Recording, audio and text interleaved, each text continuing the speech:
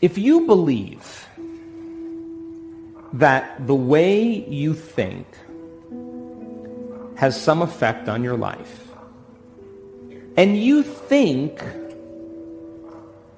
the same thoughts every day, 90% of most people think the same thoughts as they did yesterday. Would you agree then that if you're not waking up every morning being defined by some vision of your future, then pretty much you are going to be living by the memories of your past, and you will be predictable in your life? Yes or no? Because the brain is a record of the past. And so, if you're not creating a new future, is it possible that you believe in your past more than you believe in your future?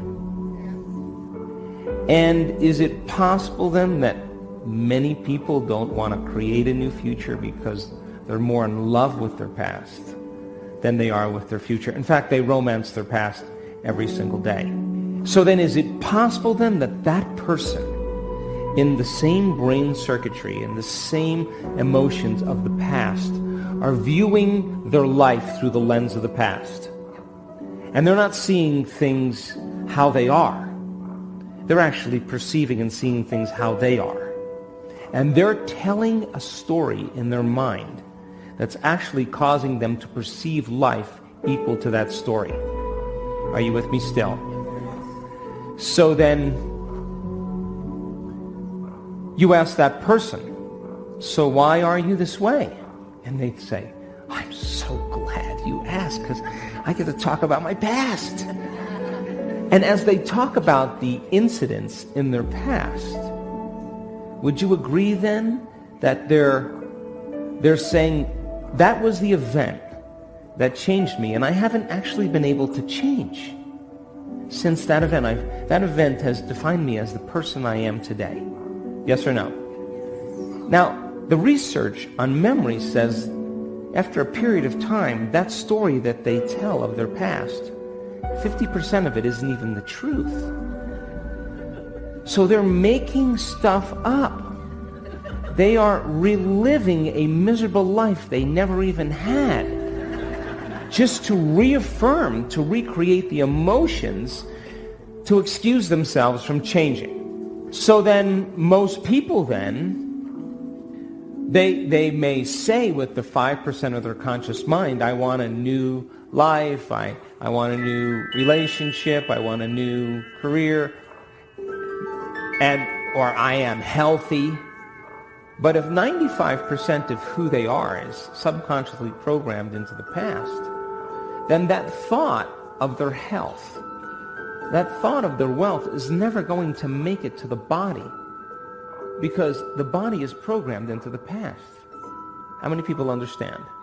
So then if you teach a person then how to be defined by a vision of the future instead of the memories of the past, then they would have to really start thinking differently. Would you agree? They would have to start making different choices than the choices that they always make. Yes or no? They're going to have to start doing different things and breaking certain habits. And that's going to be uncomfortable. Yes or no? Because the body's going to say, why are we doing this? It's so much more fun suffering than going out for a walk into joy. I don't know if I believe in joy. I believe in suffering. The body goes back. And so then a person would have to stop talking certain ways. They would have to start staying away from certain experiences with certain people. You know what I'm talking about, yes? And they would have to examine their emotional state every single day. They'd have to stay conscious of their emotional state, because the moment they started feeling suffering, they just disconnected from the energy of their future. They're back to the energy and the emotions of their past. So then, teaching people then how to be defined by a vision of the future every single day means they're going to be uncomfortable. it's going to be unfamiliar. There's going to be some uncertainty, and you may not be able to predict the next moment because you're no longer feeling like you. That's the moment you just left the known and you stepped into the unknown. Are you with me still?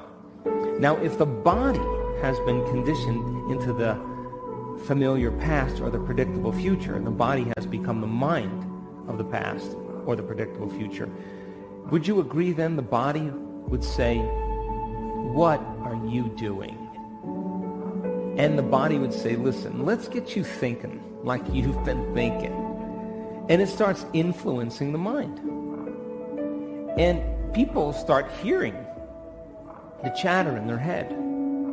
And if you respond to just one of those same thoughts, like start tomorrow, you'll never change, it's your ex's fault, it's your mother's fault. If you respond to one of those same familiar thoughts, those same thoughts lead to those same choices, which lead to the same behaviors and create the same experiences and produce the same emotions. A person says, "Oh, this feels right, this feels better to me." No, they're back to the same comfortable self. Yes or no? And this is why change is so hard.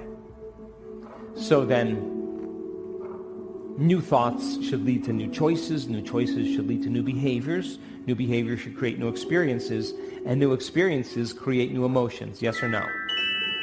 And our research shows that people who do that in 4 days, they change their gene expression. 4 days.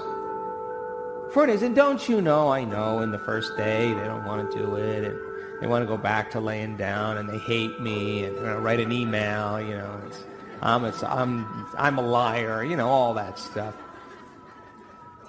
They want to quit, And I want you to know that there's no such thing as a bad meditation. There's just you overcoming you. And you can do it now, or you can wait. But now is the new later. So then, if your personality creates your personal reality, give me a nod, and your personality is made up of how you think, how you act, and how you feel, then the present personality called you, raise your hand, has created the present life called your personal reality, yes or no? But if you begin over time to become conscious of your unconscious thoughts, you become aware of your automatic behaviors, how you speak, how you act, and you can look at an emotion and say, "My goodness, I didn't even know this was guilt. It just has felt like me my entire life." Would you agree then, the more conscious you become of those unconscious states of mind and body, the less unconscious you'll go during your waking day? Yes or no? So then most people try to create a new personal reality, a new life as the same person, as the same personality, and it doesn't work. You literally have to become someone else. So if 95% of who you are by the time you're 35 years old is a set of memorized behaviors, unconscious habits, automatic emotional reactions, hardwired beliefs, perceptions, attitudes that are functioning automatically like a subconscious computer program, then in order for you to change, you got to get into the operating system where those automatic programs exist and become familiar with them. Yes or no? And as you begin to observe those thoughts, become aware of those actions, notice those feelings, all of a sudden you're no longer immersed in the program. Your consciousness, you're no longer unconscious, you're conscious and aware. And you begin to objectify your subjective self. And if meditation means to become familiar with, then the more familiar you become with, I can't, I want to quit, this is too hard, the more aware that that is a thought standing in the way between you and something that you truly want, you'll listen less to that voice in your head in your waking day. Would you agree? And if you just said, "God, it's 10 o'clock. I haven't complained all morning. It's getting really hard. just want to stop that lady and just suffer and complain with her just about something. If you became conscious that your body wanted to do that, would you agree then that would be a victory in your day? And those victories add up. Would you agree? And what if, you associate that person that's your best friend with suffering, and the moment you see them, your body just goes, oh, this is going to be so good. Stimulus, I'm waiting for the response. The body is going to start saying, complain, complain, complain. And the brain's going to start complaining. You catch yourself doing that, that's a victory too.